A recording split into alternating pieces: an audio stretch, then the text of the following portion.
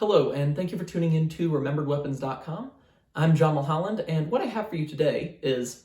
No, I'm just kidding. However, this is going to feel a lot like a Forgotten Weapons video. So what I have here in the back is my Mosin Nagant 1891 long rifle, and what I have in the front is my Mosin Nagant M44. So this is a Remington Mosin Nagant, but although it's not the earliest version of the 1891 long rifle, it is still the earliest rifle of the Mosin Nagants to be in Russian service. And although there was one rifle to come after the M44, which was, I believe, what is normally called the 3059 or the 9159, that was a cut-down version of an 1891 30. So I'm not counting that because that wasn't made as mass production as the M44 was. So what I'd like to show you today is a lot of the differences between the 1891 long rifle and the M44. Now, these differences are going to come in a lot of different categories, so let's just jump right into it with what you can see from back there. One thing you can see is that the M44 is in much better condition than the 1891. Now, part of that is the 1891 is 100 years old, and the M44 is about 80 years old. This one was made in the middle of World War I, and this one was made after World War II. However, the bigger thing at play here was that this was in Russian service in the 1970s, which means that it was re-blued, the wood has a nice finish on it. All of those things happened in the 1970s with these Mosin Nagants, and this one was not in Russian service then, so it was not. The other really big difference that you can see is the length difference between the M44 and the 1891. So if you extended the bayonet all the way on the M44, it is about as long as the 1891, and I will get those lengths up for you on the screen, but I don't remember them off the top of my head. A few other things that you can see are the sights, which we'll take a closer look at in a little bit, and you can see that the M44 has a side-folding bayonet. Now, the 1891 also had a bayonet that was supposed to be fixed at all times. That was the Soviet doctrine. However, I don't have an original 1891 bayonet because they are very, very hard to come by. But they are not like the 9130 bayonets with the push-in button. Instead, they have like a hinged door that I believe closes around the sight. So let's give you a closer look. We can take a look at markings and some of the things you can see from the outside of the rifle, and then we'll take it apart and look at some things on the inside too. So we're going to start here and go tip to butt in proper grand thumb fashion. And you can start by seeing the sights. This one has a sight attachment that goes all the way around the barrel, and this one just has a dovetail, and then a second dovetail to move the front sight back and forth to adjust for windage. And this one also has a dovetail to move the front sight back and forth to adjust for windage. You can also tell that this is just a blade, and then the front sight inside of the M44 is a hooded post. So you can see it's just a post up and down, whereas the 1891 is more of a barleycorn style. You'll also remember pretty quickly that the M44 has this big long bayonet on the end, and this bayonet is fixed at all times and always attached, and then you pull it back like that, and then rotate it around to open it. The 1891 does not have the bayonet. It comes separate, so I want to try and acquire those at some point, but I don't know exactly where that's going to be. So I'm going to fix the M44 bayonet to show you a few other things. A few other things you'll notice as we get more of the forend in sight is that the forend on the M44 is this right here, and it's connected with a totally different style of barrel band than on the 1891. So that is the front barrel band on the 1891, and then that is the rear barrel band. One of the problems that they would have with these barrel bands was that the upper handguard is very loose fitting, can pretty easily get a finger under there, and pry it, and it would come off too easily, and it could break much easier than the style that is on the M44 and also on the 1891. The way you get the barrel bands off of the M44 is by pushing down on the clips that hold them in place. And this rifle is in way good shape, so it is kind of stiff to get these off. But then you just wiggle them out. And it's hard to do on camera, so I'll do that off camera to show you some things inside of the stock later.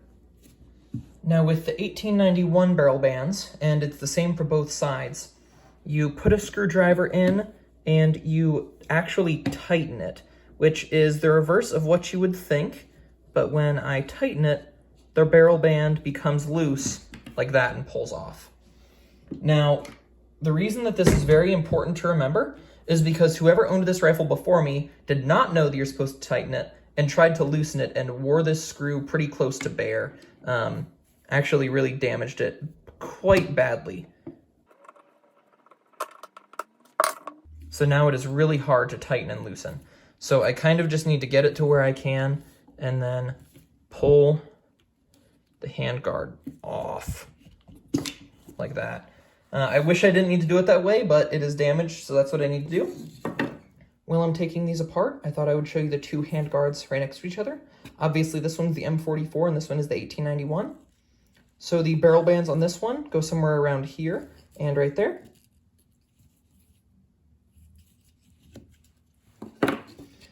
The barrel bands on this one attach right here and right here. And right there you can see the backside. These pieces are being held in place by brass pins put on the inside right there, and on the outside you can see them as well.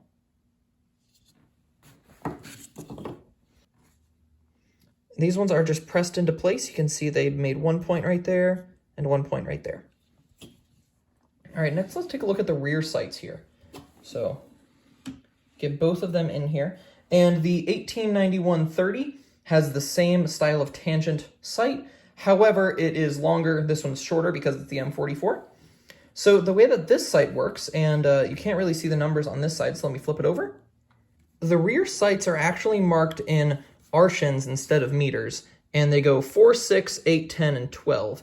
Now, some of them have an extra cut right here at 200 meters if they are the finished sights. However, I don't actually know what that cut is on this one because it does not have the normal finish markings.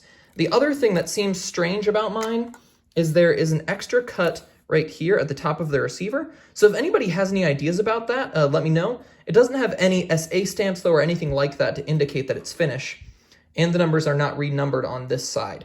Normally for the finish rifles, they're crossed out on the other side and then renumbered on this side. The other thing about this sight is that it is also a ladder sight, so it pops up like that, and you can push it down to a specific specification listed right here. And in that case, you use the notch that is right there. The M44 sights are much stronger and simpler. So it just uses a simple tangent right here, and these are marked in meters instead of arshins. So you can extend it like that, and it goes from 1 to 1,000. So sorry, from 100 to 1,000 meters right there. And it has a standard U-notch in the back.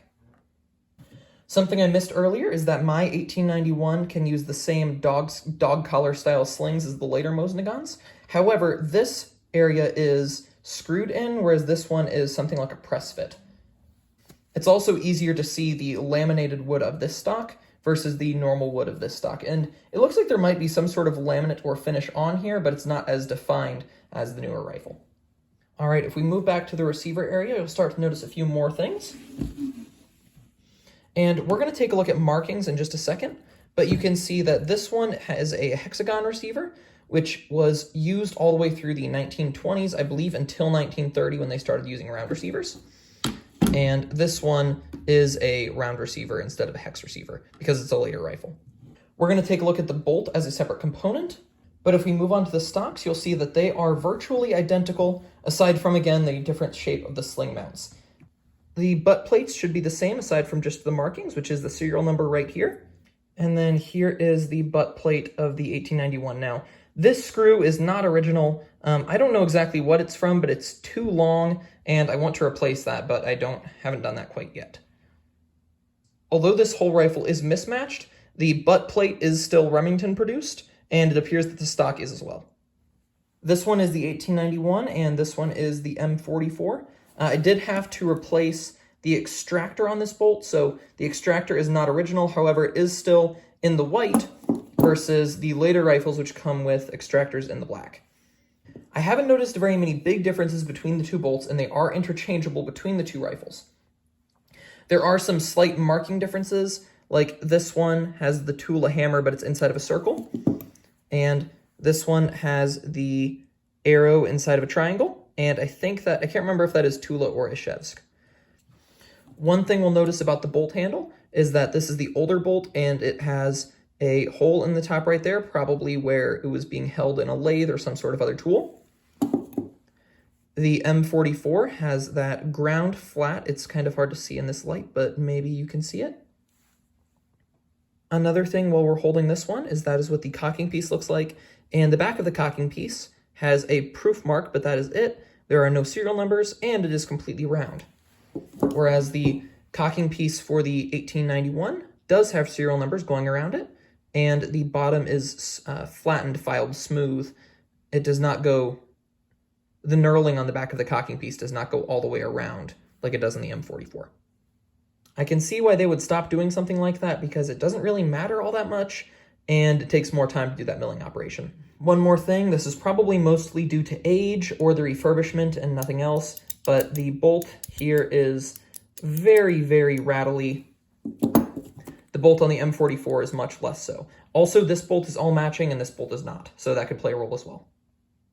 We're going to take a look at the stocks first. One thing you can see right here that you could have seen from the outside is that the M44 has an extra cut along right here that is specifically for the bayonet to go, so the 1891-30, anything like that is not going to have that cut.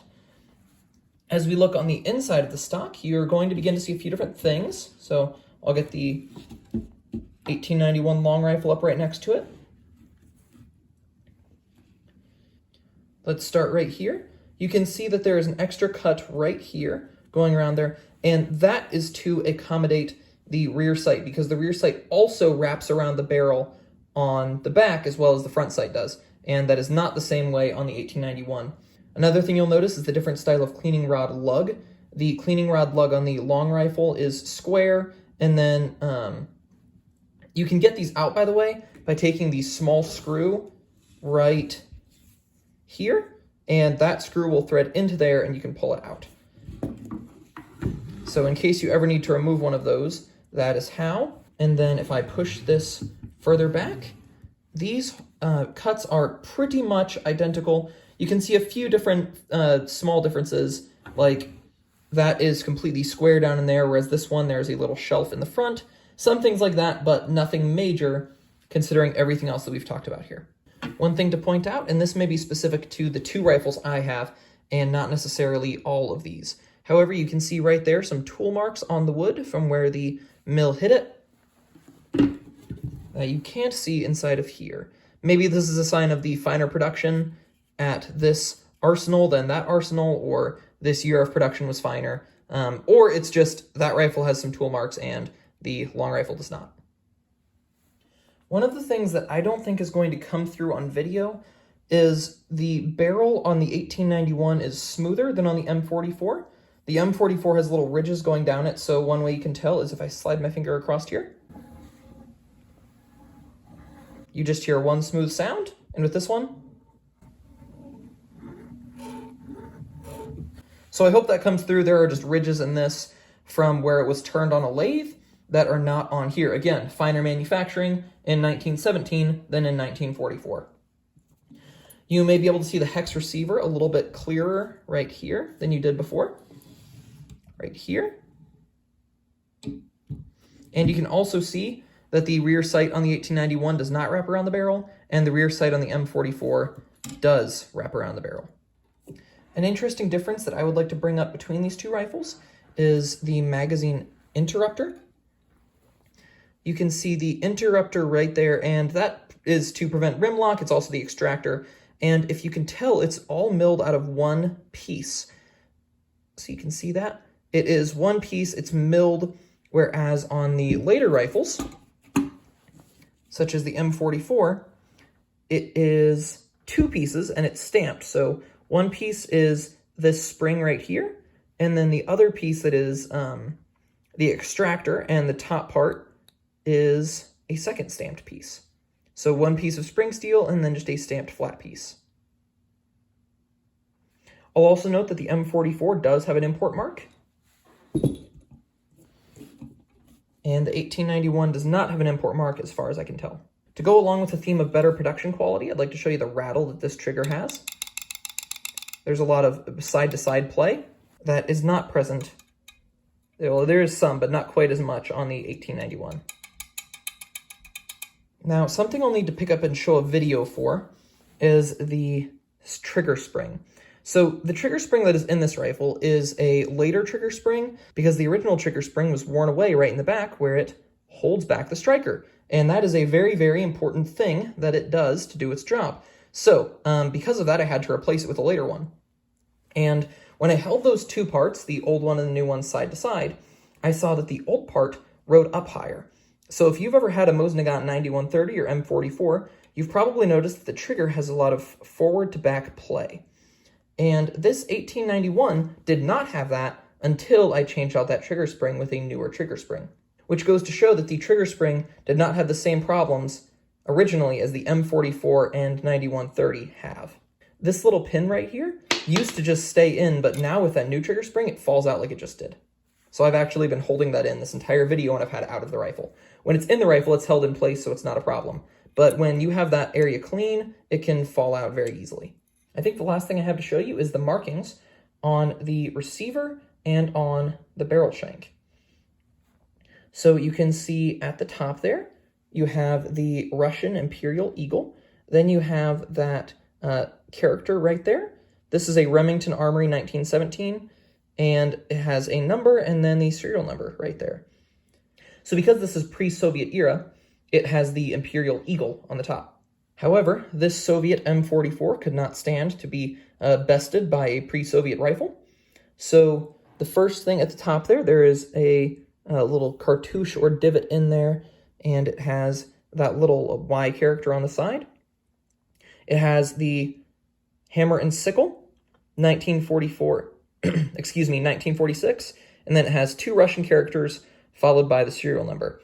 These ones had those Russian characters to break up the serial numbers so you couldn't tell how many were actually produced. And then this one has the arrow inside of the triangle. So as I'm working with this new filming situation, I hope this video has been more enjoyable for you than it has been for me. And if you did like it, please like and share it. Tell people about the difference between these two really beautiful rifles. And if you want to see more videos like this, let me know in the comments and subscribe. All right, now I'll see you guys in a couple of weeks. Goodbye.